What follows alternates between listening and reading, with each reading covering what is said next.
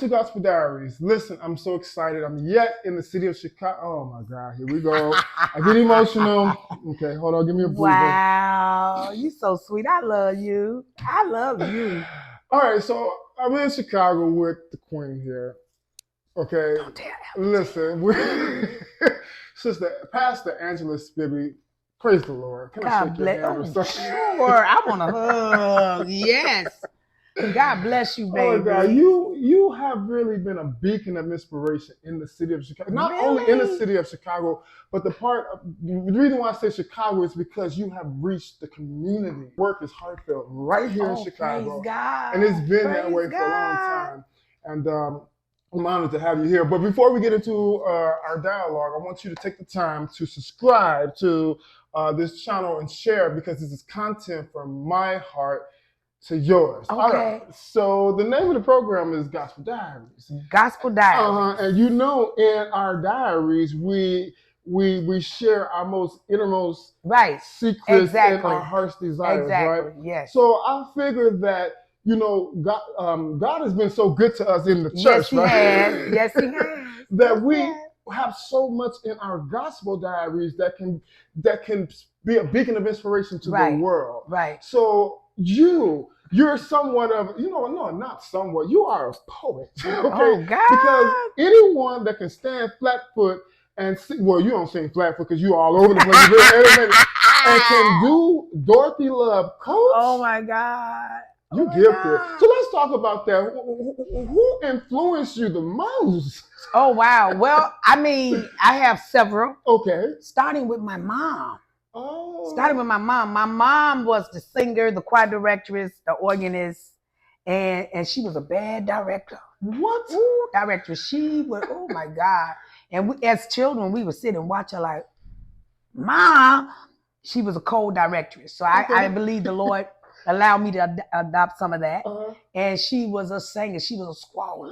Really? Yeah, my mom could sing. But it's funny because I always say this. My mom was the singer, but my daddy made the CD Who Couldn't Hold a Tune. He couldn't hold a note. Okay. But he was the one that made the CD. He made, I think, 2 of them. Mm-hmm, I think so. I think it was. But yeah, my mother was my biggest inspiration. Really? Yeah. And then, of course, as I got into the industry and everything, Pastor Shirley Caesar. Come on, somebody. Dolores. Which one are you talking about? The Barrett sister, Dolores Barrett. Okay. All of them. Yeah. You have Inez Andrews. See, all of them embraced me. Mm-hmm. You know, yeah. Mm-hmm. What's my other sister? Dorothy Norwood. Mm-hmm. You know, they was like my mothers in the industry. Mm-hmm. You know, Beverly Crawford, my sister. I used to be in awe of that woman. Really? I'd be like, I want that note right there, God. Really? Yeah. Wow. Oh, that Beverly Crawford ain't nobody to play with. And so many others, you know. And the Lord have allowed me, even Leanne Fain. Leanne Fain is the reason I went to be part of Bobby Jones' artist retreat. That the explosion, rather. That started with Leanne, you know, and the Lord allowed me to honor them. Lavonia Whitley, you know, that was my mentor. You know, she was a co-directress. She was a disciplinarian. She knew how to work a choir, and the list goes on. So I had so many that God allowed me to connect to, and they embraced me. You know, they weren't like, oh, don't nobody want to deal with that little girl, that little black, hard-looking stuff. No, they embraced me. As a matter of fact, Lavonia Whitley added to our name. My dad called us the Voices of Victory, and Lavonia said, no, you are not the voices, you are the mighty voices. The mighty voices. The mighty voices of victory, and we've been carrying it for 49 years. We can't leave out the late Right Reverend Harvey Spivey. Oh, man. So he was a pastor when you were born, huh? Oh, yeah. So you was a PK, huh? I'm just a PK at heart. Oh, yeah. It was 6 children, and my dad was the founder of the church, and he sent the 3 oldest. That was my brother at the time. He's gone on to be with the Lord now. My brother, he was the oldest child. Then my sister, who was the older than me, he sent all 3 of us to music school because he wanted us to be musicians for the church. And I remember my brother, he learned how to play, and my sister.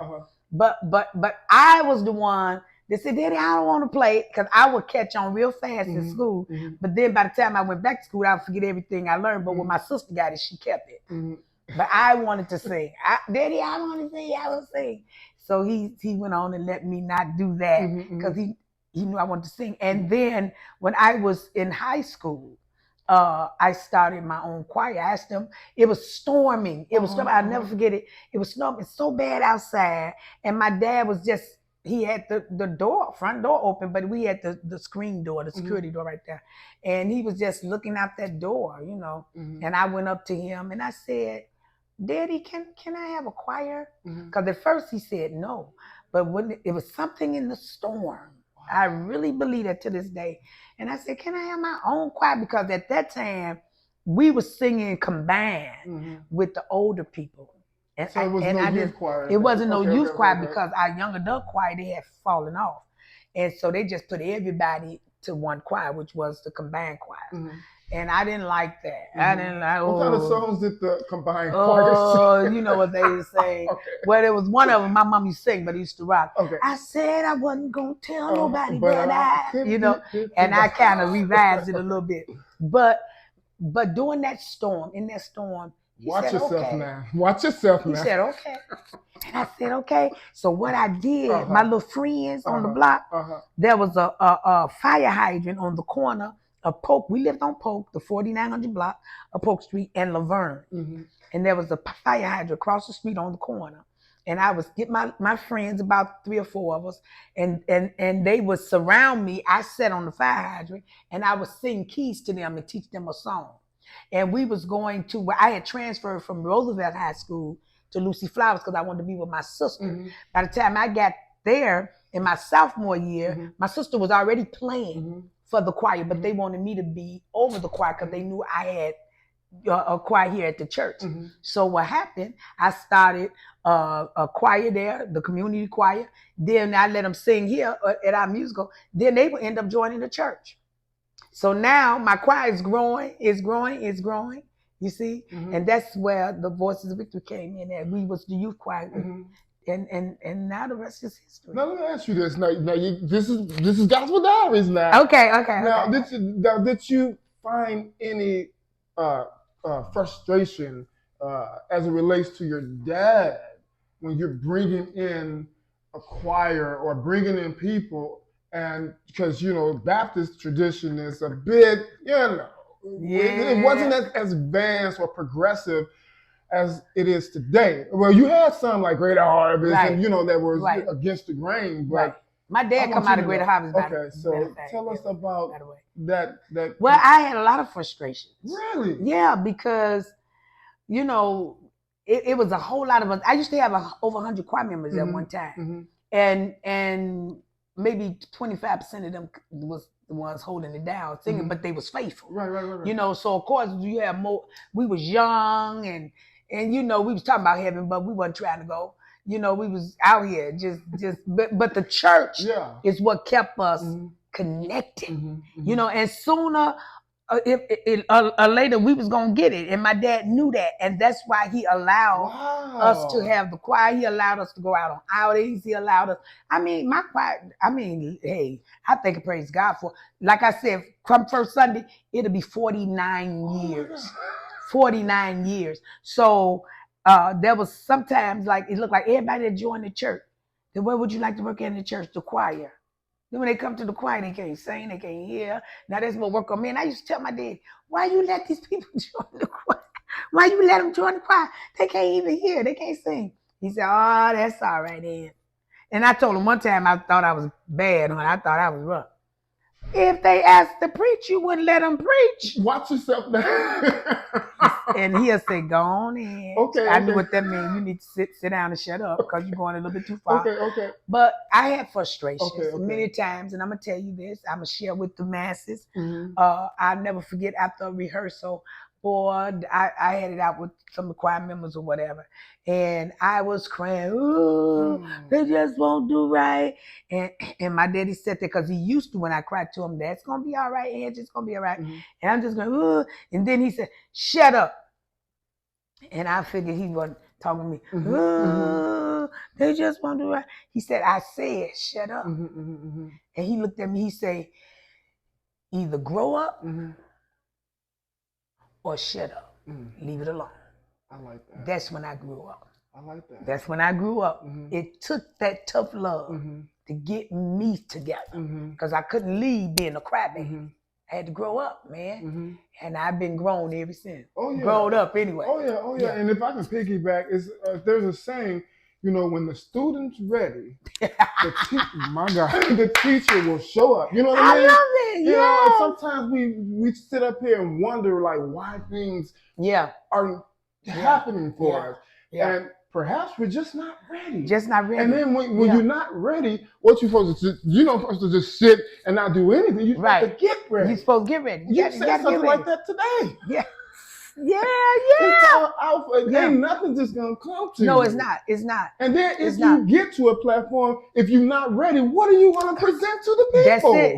And 9 out of 10, you're gonna fall on your face. Yes. Yeah. But one thing I can say, and I thank and praise God. I thank and praise God. My dad and my mother, they were great examples for me and my siblings. And one thing about my dad being a leader, being a pastor of the church, and my mother being over quiet, I learned how to do it. And a lot of leaders didn't have what I had, you know, and I'm grateful to that. They taught me. It was rough, man. It was rough. And then I used to say, and when I was going through my little trials or whatever, Lord, why come I just can't be an alto? I just want to be an alto. I don't want to be no choir director. I don't want to lead no song. I just want to be an alto. And the Lord had a different plan. He laughed at everything I thought I wanted, you know, but I thank God, you know. And my dad, when I was young, and now, mind you, I told you it was 6 of us. Right. And every Sunday morning at 5:30, they would wake me up. And my dad and I would come down to the church for prayer. So I'm like, ain't nobody else here. Why the other kids ain't coming? Why you got me coming? Oh. And that Reverend Spivey said, cause you need it. Oh. Yes, he did. And my mother would get up and get me dressed. I was young, man. But everybody else sleep. And then she'll go back until, you know, it's time for them to get ready to come to church, whatever, we come back and get them. But nobody would be in prayer but my dad and I. And he would pray like the house was full. And I just be standing up there looking at him like, wow. Watch this. Today, 7 a.m. Every Sunday morning. Have prayer. Now, I ain't doing it like we used to because of COVID or whatever. But I'm on conference call. Wow. And you know, I love that you're talking about your dad because it gives us an inside, an inner scope, a view of him. So he actually loved you naturally. Yeah. Oh God, and he loved you spiritually. Yes, he did. Yeah. You know? Yeah, he was a daddy. Yeah, I'm a everybody don't have that, so you're privileged. And that's why I told when I went to Orlando Draper's before he passed. I had went there and sang, and then he passed after that. But then I went back for Mama Draper, and we were talking at like something like this on the conference table, and I was listening to the stories, and even the stories that Mama Draper had shared with us about Orlando. And I said the difference between me and Orlando is I had a Reverend Harvey Spivey. Yeah. Because my dad used to say to me, he said, Aunt, you got to know how to come in and you got to know how to go out. And one time he said to me, he said, you make these Negroes respect you.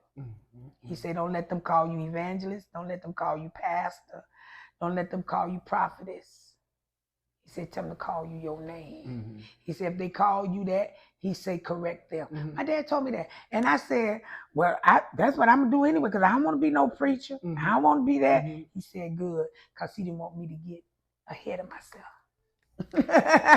It wasn't time yet.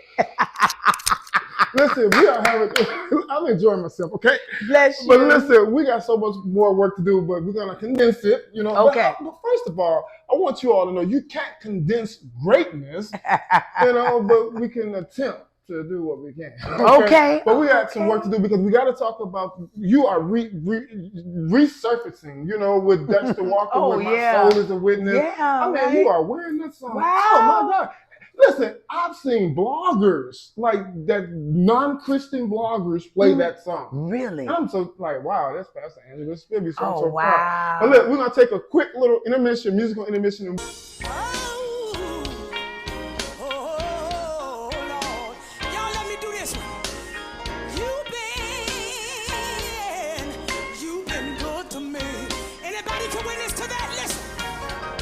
Sitting here thinking about it, looking back over my life.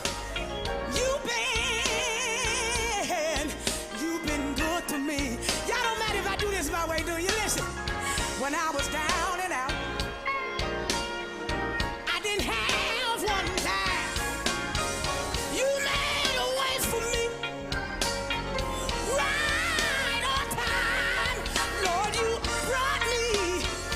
Yes, you brought me from a mighty long way. Yeah. Welcome back to Gospel Diaries, y'all. I'm still with the also lovely Pastor Angela Spivey. Bless you. Okay, Angie, Angela. Oh, you can call me Angie. Okay, what? My name is Angela. Angela. Because some people, they be like Angie. Yep, I be telling people, you don't want Angela. Really? Angela is business. Okay. That's strictly business. Angie, that means, you know, Okay. we can have fun. Yeah. Angela, Uh-huh. I'm about business. Okay. That's what I used to tell her. I tell my granddaughter, y'all don't want Grandma Angela. Trust me. That's my disciplinarian name. Okay. Angie, I can laugh and talk. Yeah, I heard it. All right, so we have to talk about your musical journey. I mean, we talked about you with the choir and in high school, but your records. Yeah. You know, I think it's a perfect place to start here. Alejo Records. Was that the first record? That was our first record company. How did you get connected with the bishop, the late Bishop Al Hobbs? Yep. Well, you know, we had recorded our first CD, and I want to say we recorded it in '93. I want to say that at Life Center Church, Pastor or Bishop T.L. Berry, and Percy Beatty was the producer of that record. And that's a record I didn't want to do because I didn't want to be bothered with all of that. But Dwayne Drain. Holy Spirit Records from the West Side, Progressive. Dwayne, because he worked with everybody. He is the reason, really, why I went on and did a recording. Really? Dwayne Drain, because he was saying, "No, Angie, you need to do this. I want to do this." I don't even know if he remember, but he took me to his studio, and I was doing all three parts: soprano, tenor, and alto tenor. Yep, Dwayne. I did that with Dwayne Drain. So you didn't have a choir on that? No, I had a praise, right? Yep, I had a choir. Yep, and so, but Percy Beatty we went on with the recording. Percy Beatty was the producer. And then after we did all of that, then we started shopping it. Then we started shopping it. And I want to say we were in Indiana. And Benny Phillips, who's like my brother, said to me, because Benny knew I was shopping that record. Because, you know, I was diehard in GMWA. And he said, Al wants to hear your record. I say, Al? He said, yeah, Al said he wanted to hear your record. So I said, okay. So when Al, because we had a couple of record companies that wanted the record, but then they was doing a little bit, my dad didn't feel comfortable with it. But Al Hobbs came to the church, him and his wife, I never forget it, and another young man, and sat with my dad. And Al Hobbs said that I had about, at that time, I think I had about 80 choir members, faithful. And Al Hobbs said to my father, he said, we want to build this around Angie.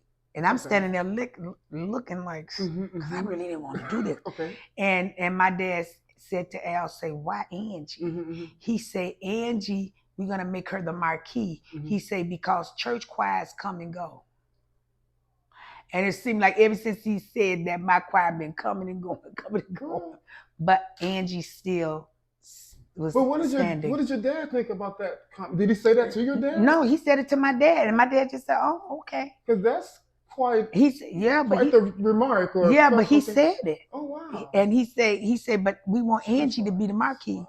Yeah, because and now trust me, now mhm. everybody didn't like that. Right, exactly. Yeah. Everybody didn't like that, but my dad understood it. Got you. Yeah, Got because he you. said, "Oh, okay," because I remained faithful through it all, and a lot of people that like the second record in the church, a lot of people say, why her face had to be on the CD? Ooh. Why she? Oh, I went through a lot, and I had to tell somebody.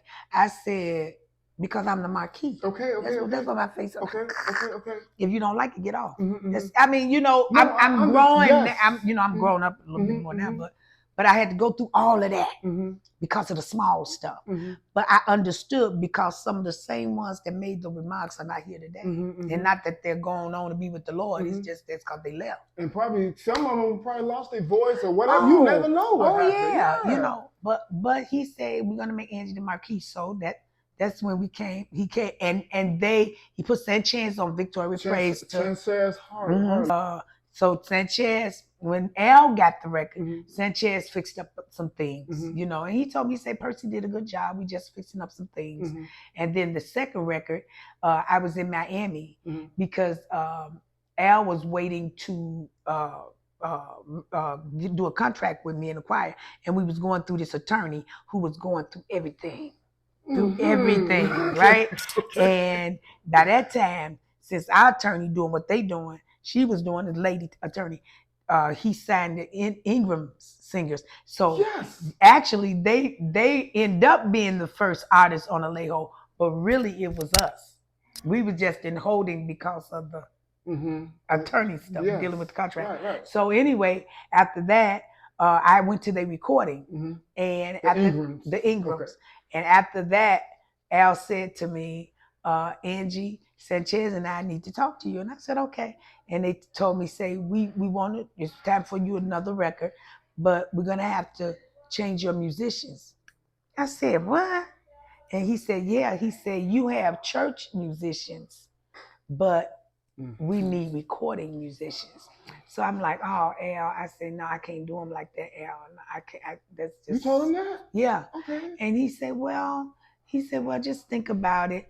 And not to say that they're not going to play, but we need you to have recording musicians. So they gave us like months to prepare for this next record. And my musicians at the time was on and off. And Sanchez and Al came down to hear what they had, you know, they wasn't ready.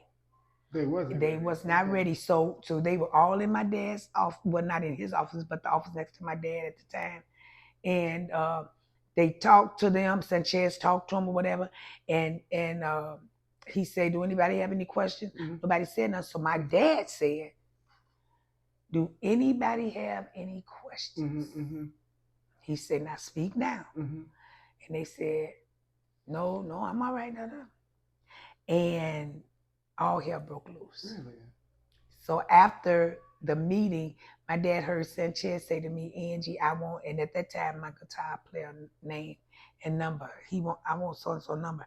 And I said, okay. And then my daddy heard it. He said, nope, don't give him no number. He said, because I asked them, did they have any questions?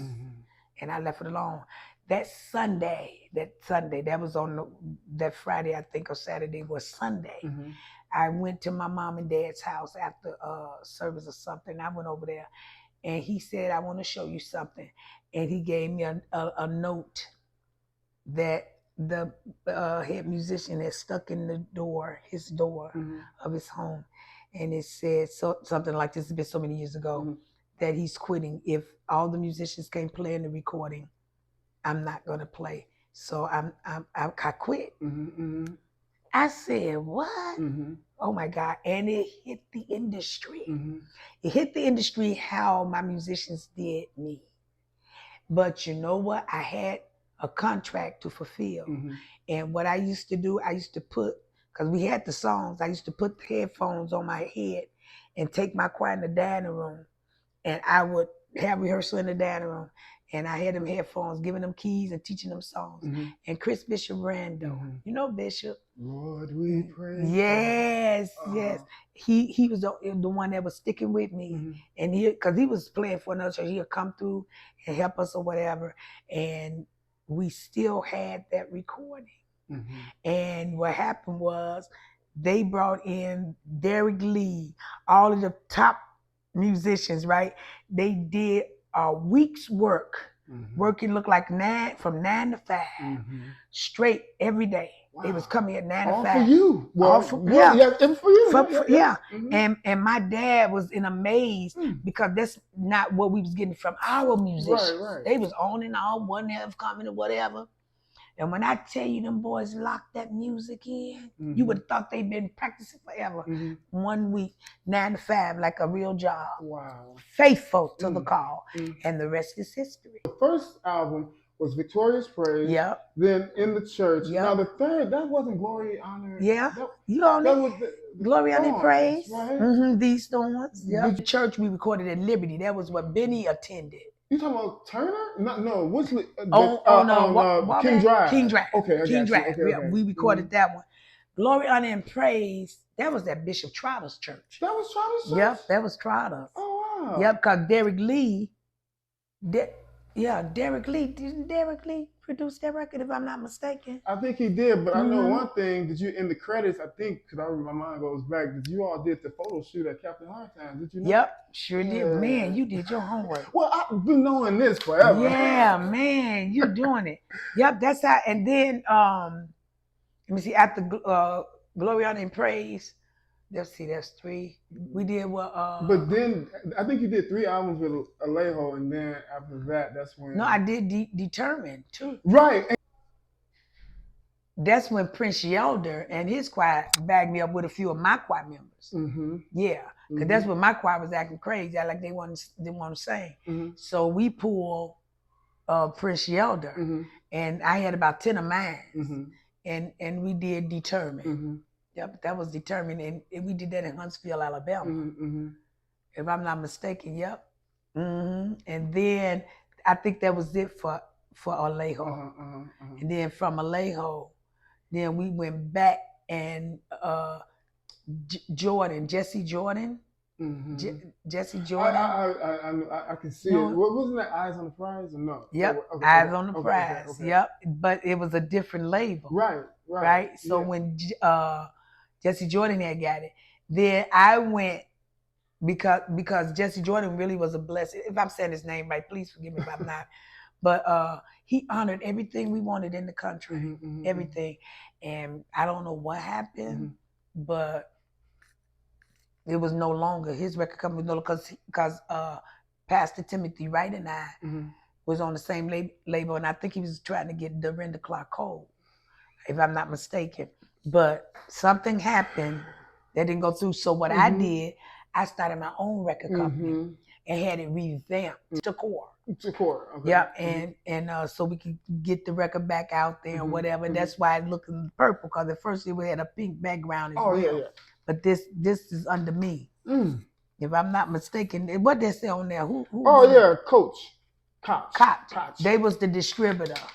Yeah, that one. I think that's the one with, because I checked. Wait a minute, is this the old one? Which one is under? Is this under? This is 2018. I mean 2008. And what the record company on there? Oh, the record company, Jordan. Yeah, Jordan. Okay, this is the distribution. Yeah, this is the one with Jordan. The one I did has the pink, the same picture, but it's different color. Now this Glory, Honor, and Praise. No, this is Determined. This under L. This under L. Yeah. Oh, it's just Pastor. Hold on, give me a second. Okay. You so sweet. Okay. Man, it's just amazing, like how God just used you to inspire people. Oh wow! Thank you music, for that. It's like, and then like you have songs like "Shouldn't Be in the Church." Like you ain't saying nothing wrong. Like you preaching the truth. Yeah. Yeah, and you know somebody got my head for that. You shouldn't be singing songs like that. And I said, why? They said, because people don't need to know what's going on in church. Well, I say, stop doing what you're doing. They gonna You really realize, like, wow, these people are really starting to know who I am. Moments. Well, the truth of the matter is, I think if I'm not mistaken, I was at a GMWA convention, and I was in part of the Announcers Guild. Right. Okay. Al was the chairman of the gospel announcers, right? So when Al became chairman of the music workshop, he wore two hats, the chairman's hat and the record label hat. So I'm sitting there in a meeting for our announcers, because I was on radio, and he said, I'm gonna take off my chairman hat, now I'm gonna put on my record label hat. He said, I want to introduce my new artist, right? And I'm sitting up in there. Now, man, everybody wasn't nice to me. Okay. I'm just keeping it real. Okay. Everybody wasn't nice to Spivey. But what happened when he announced that, he said, he had held it up, Victorious Praise, Angela Spivey. And when he said Angela Spivey, people were like, what? Wow. What? So after that, right? They start kind of welcoming me. Not everybody wasn't mean to me, but some was. But then when the gospel announcers did their record, I was asked to come to the room where they was finding lead singers or whatever, right? When I got to that floor, because it was in a hotel, and Sanchez had told me to come at a certain time, and I went. Man, when I got off the elevator, the line was from the elevator all the way to this room where Sanchez Harley, Lamar Campbell, and Lillian from Florida. They was all in that room. Lillian, not Lillian Lloyd, but not Lillian. No, not Lillian Lily. Oh, no? She was from Florida. I can't think her name, but it's Lillian, I think. And I went in there. It was just them and I. And Al said, I want you to do this song. And not Al, Sanchez, because Al wasn't even in there. And it was So You Would Know. I couldn't hear it. I was like, what? And I kept doing it wrong. And Lillian said, Angie, think of God talking to you. Okay. God having a conversation with you. And when she said that, bing, and the rest is history. That song catapulted you. Yep, So You Would Know. And when I walked out of there, lead too. Yeah. Not even on your own project. I know, right? But this was the thing though, cause it was in the church. Right. Al wasn't trying to drop those records at the same time. And both of them records in the church and So You Know dropped at the same time. So now I'm working 2 records. Now, the people, of course, radio gravitated to the Radio Angels because that was their record. But God fixed it. I was still on it. So everywhere, most of my calls for my invitations came for So You Would Know. Wow. And when I went to do So You Would Know, I did in my new home because that was on there too. Okay, you working in my new home. So now I'm working 2 records. And some churches wanted it shouldn't be in a church. So I'm working 2 records at one time. Yeah. Wow. Ain't that something? That is something. Yeah. But you was able to keep up. You was able to maintain. Yeah, and it was the Lord. It was really God, because I'm gonna keep it real. I wasn't getting paid, like some artists was, and I wasn't getting no money back from no record companies and all that kind of stuff. No, I wasn't. That wasn't happening for me. But the Lord was taking care of me. So the contract was bare minimum. Yeah. I mean, we have to talk about these things because if we want better, how can we? Because I'm an advocator for a lot of the artists that recorded on Savoy Records. Yeah. Some of them are still alive and still have no residual for their work. See, and will make someone else pay for their work. Yep. And but Donald Lawrence, I sat in one of his meetings one time, and he said to me, not to me, but to the class, he said, I could count on one hand, something like this, of the artists that know the business. And the reason I knew what he was saying then is because now I have an attorney that's teaching me the business. Okay. God gave me favor. And I know back then you was paying them $300-400 an hour. But God gave me favor with him and his wife. and they loved me, and they partnered with me. And when they was talking and teaching me everything that Donald Lawrence was saying, I was saying, yep, he right. Wow. Because we don't know the business. See, my issue was when I first came into it, I wasn't trying to do this. I was making my money. I had my own business. What were you doing? I had a hair salon. Oh yeah, I was making money, man. I was doing it. Then I went from that doing real estate. Okay. So I was making real good money. Okay. Spivey was doing good. I wasn't trying to be going out making no money trying to sing and stuff. But then when I decided to do this full time, I still didn't know the business like I needed to know it. Now I'm feeling it because I don't have a husband to pay my bills. I can be your husband. Did y'all? I want to work. Did y'all hear? Did y'all hear? I want y'all to know, honey, Skitty Skip. Okay. No, I'm just playing. But that's how it was. So I had to trust God. But my daddy had been teaching faith anyway, and I was gravitating to that anyway. But I had some rough days. I ain't gonna lie. You know, and people talking about what they was getting from record companies and all that kind of not me. Did that hurt you to hear what your peers were saying? Really? Yeah.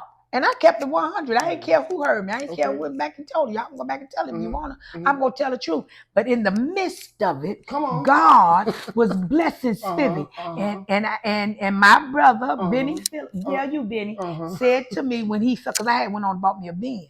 Because the Lord is blessing me, right? He had bought me a Benz. He said, ooh, L. Hobbs, look at L. I said, no. L. Hobbs ain't got nothing to do with this. Alejo Records ain't got nothing to do with this. And I let it be known, Alejo ain't got nothing to do with this. They ain't about me nothing. And everybody know I love L. Hobbs. I wanted to be the artist to put Alejo Records on the map. I really did. Because I wanted it to be a blessing to Al. Because Al loves Andy Spivey. He did. His family loved me.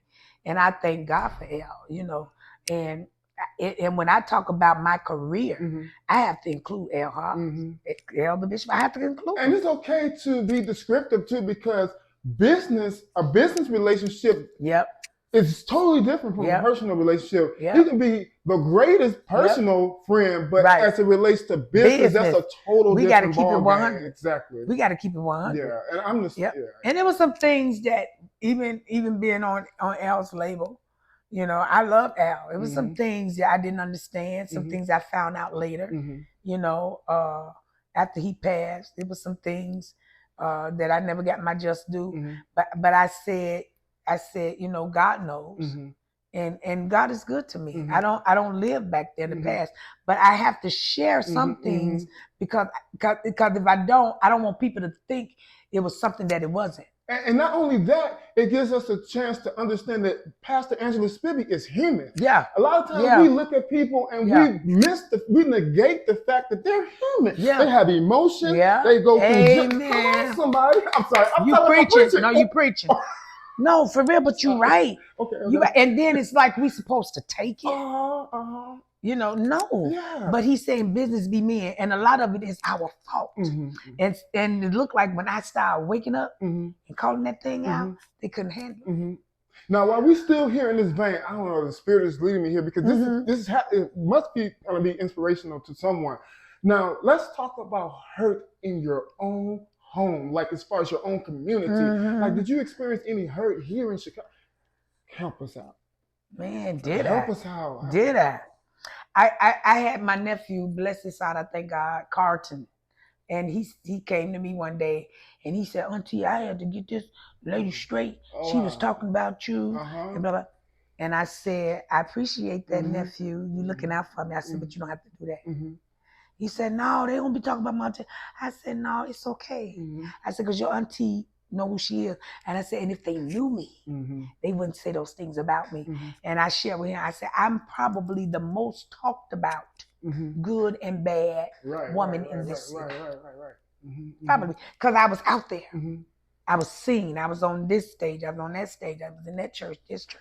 I mean, we did it all. We did so much. I'm grateful. What, 49 years? Think about it, right?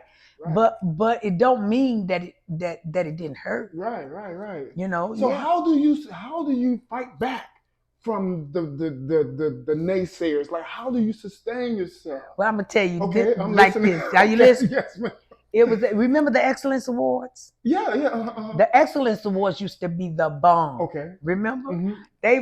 The Excellence Awards was the stellar to me. Mm-hmm. And I remember this particular year, I was to sing on the Excellence Awards, me and my choir. And so I think it was Sanchez. Yeah, it was Sanchez that said to me, Angie, because now mind you, I have experienced the A class musicians, right. Derek and all of the big ones. He said, you're not going to get the A class, but you're going to get the B. The B? I didn't even know they had ABC groups. I didn't. But I was going to get the B. Okay, they know my song. Okay, I think I was doing These Songs. Okay. At the Excellence That was Awards. a popular song too. Yes, it was. L. Hobbs wrote that, right? I didn't know that. First, I'm sorry to interrupt. That's okay. First, we want to give respect to the spirit of Bishop Al Hobbs. Yeah. We will never forget your impact in gospel music. I just want to put that in. No, because you can't. Okay. So I went and I said, okay. So New York, there's more New York singers to back me up. So I had to walk all the way from one. I felt so mistreated. Oh, wow. I felt so mistreated. So gospel announcer, her name was PN from Cincinnati. Okay. And I was standing around, they weren't telling me. It was just awful. And she said to me, she said, Angie, I'll sing with you. And I said, it's okay. I'm going to be all right. But I was hurting because they was ignoring me. And it was like they was putting all their energies in Kirk Franklin. I'm talking about my record company people. Yeah. And I was just nobody, whatever. So anyway, I went for blocking. I went on it for sound check. And Talisa Stinson have always been my sister. Right. And Ray Beatty, they was in the rehearsal, whatever. And when it came time for me to do it, I'm just telling you how I got over all of the hurt. And when I got up to do the sound check, I was singing These Thorns. Okay. And forgot I was in sound check. Wait a minute. Okay. So after I was finished, Talisa said, Angie, this sound check. Said, who made you mad? Okay. Right. Girl, this sound check messed it up. And that's how I would release through my ministry, through singing. I would release because I knew I could not minister to the people with things. So that was my way out. And that's how I did it. And when it was time, I did what I had to do. And that's when we won 6 Excellence Awards. See, anytime the enemy get a glimpse of God get ready to do something for you, he'll bring all kind of stumbling blocks and distractions and all that. Didn't have a clue that we was gonna be called 6 times for Excellence Awards. And I got 5 of them because I gave one of them, I think, to Prince Yelder. Really? All right, Gospel Diaries, that is part 1. I pray that you enjoyed. So stay tuned because there's some more great dialogue that's going to be shared with Pastor Angela Spivey. Now, if you would like a copy of one of the magazines, the Gospel Music Gazette, the information is in the description, the caption. And also, too, you can make a donation if you want to support us. And remember, as I always say, love on someone and you will change your life. See y'all later.